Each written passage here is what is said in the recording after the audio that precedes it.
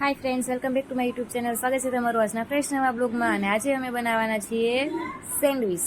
તો જો એના માટે બ્રેડ લઈ લીધી છે અને બટેકાનો જે માવો હોય છે એ પણ તૈયાર કરી લીધો, ગ્રીન ચટણી પણ કરી લીધી છે અને કાચું સલાડનો જે આપણે કરીએ છીએ એ પણ કરી લીધું છે. કાચું સલાડ આજે 2 લેયરવાળી સેન્ડવિચ બનાવવાની હતી, એટલે એકમાં અમે લેયરમાં ભરવાના છે કાચું સલાડ અને બીજા લેયરમાં ભરવાનું છે બટેકાનો માવો. તો એ બંને મેં રેડી કરી લીધું હતું અને તુષારને હવે બોલાવ્યા છે હેલ્પ કરવા માટે. અને આ વિડીયો શૂટ કરે છે હિમાંશુભાઈ.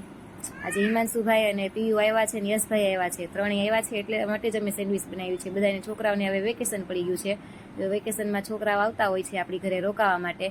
અમારી ઘરે કોણ કોણ આવ્યું છે એ કોમેન્ટ કરજો મિત્રો મને.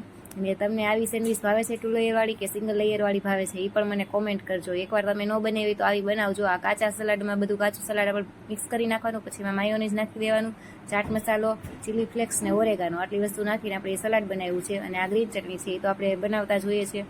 તો જો પહેલાં બ્રેડ લેવાની, એમાં પછી ગ્રીન ચટણી આ રીતના ચોપી દેવાની અને બટર લગાવી દેવાનું સાથે સાથે. હમણાં તુષાર બટર લગાવશે અને ઓલી બાજુ મેં બ્રેડમાં બધે બટેકાનો માવો ને એવું લગાવીને રાખ્યું છે તૈયાર. જો આ રીતના ચપ્પુની મદદથી આપણે બટર લગાવી દેવાનું, ગ્રીન ચટણી લગાવી દેવાની અને પછી આ રીતના જોઈન્ટ કરી દેવાનું બ્રેડ. અને પછી આપણે ગ્રીલ સેન્ડવિચનું મશીન હોય એમાં મૂકી દેવાનું.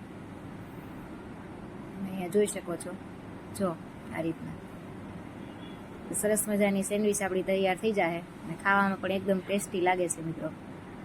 તમે તે તૈયાર કરજો અને મને પછી કોમેન્ટ કરજો કેવી લાગી. જો પછી આપણે આ રીતના 4 કટકા કરી નાખ્યા છે અને હવે તુષારને મેં કીધું તમે ટેસ્ટ કરીને કહો કેવી લાગે છે.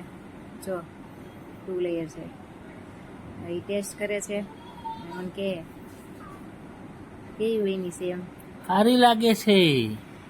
એને કીધું કે સારી લાગે છે. જો હવે 2 સેન્ડવિચ મૂકવા માંડ્યા છીએ અને અહીંયા આ બધાને જમવા બેસાડી દીધા છે સાથે સાથે. યશભાઈ, હિમાંશુભાઈ, પીયુ, મિલનભાઈ ને પપ્પા જમવા બેસી ગયા છે. તો હાલો મિત્રો, સેન્ડવિચ છે ને ખાવી હોય, સેન્ડવિચ ભાવતી હોય એ પણ મને કોમેન્ટ કરજો હારે.